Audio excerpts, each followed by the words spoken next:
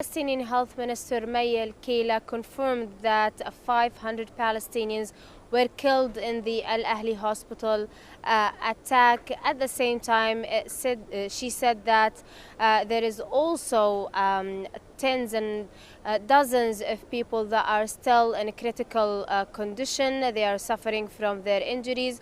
Today we also paid a visit to the Al Ahli hospital, which is located in central Gaza City, and it's such a densely populated area. We went there to see the amount of damage, and we saw that the airstrike or the rocket basically destroyed most of the buildings in the hospital. The number of the people killed is high because there were hundreds of Palestinian families who took shelter inside the Al Ahli hospital.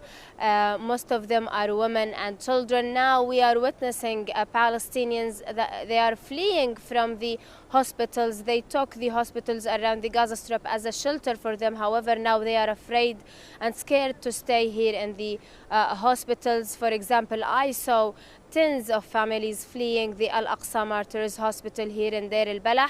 At the same time, the confusion about what's the reason of this attack or who carried this attack. Israel says that they did not carry this attack on Gaza, while Gazans here, especially the militants, say that it is an Israeli attack on Gaza, especially that Israel has over and over again before threatened to attack hospitals in Gaza, and also the amount of damage in the hospital proves that this is not a local missile, and this is what the factions here in Gaza said. Now, we'll be back with you in a moment. We want to go over to Stephanie Freed, who is at the Gaza periphery. Stephanie, thank you so much for joining us. A leaders' meeting, Stephanie, in Jordan has been canceled after the blast in the Gaza hospital, but U.S. President Joe Biden is already in Israel. What more can you tell us about this? Well, you know, really almost immediately after reports came out from Hamas that Israel had hit Al Ahli hospital, Jordan announced that the summit that they were going to be hosting in Jordan, King Abdullah, Egypt's President Sisi, and the Palestinian President Mahmoud Abbas with President Biden, that they were canceling that because they were blaming Israel for the strike on the hospital, and that hasn't been reinstated right now. What Israel is saying is that, yes, Joe Biden or President Biden is here, but what Israel is saying, no, we have nothing to do with that strike. And what has happened in the hours since is that Israel is presenting what they say is proof that, no, they didn't have anything to do with the strike. And the proof includes not only intercepted calls, voice recordings between Hamas operatives who say, oops, I think this was us, as well. We're seeing images from, these are independent, from a television crew that had cameras right there on the line of Gaza, looking into Gaza, where you see at exactly the time that Hamas says that they were hit, the hospital was hit. You see a massive or a barrage of rockets being launched from the position right near the hospital.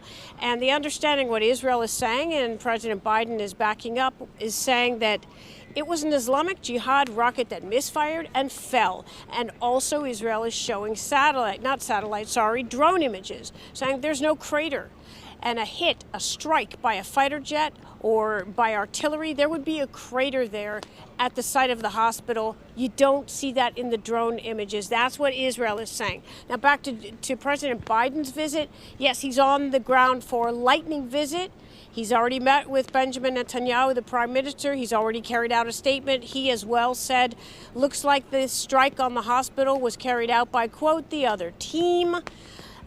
He will be talking to officials. Basically, this is an appearance. This is meant to bolster support, to bolster the image, the appearance of U.S. support for Israel right now in this war. So he's meeting with officials. He'll be meeting with families of people who have been kidnapped and taken into Gaza. That includes 13 Americans. He'll be meeting with Israeli families of victims who were killed during the Hamas massacre on October 7th.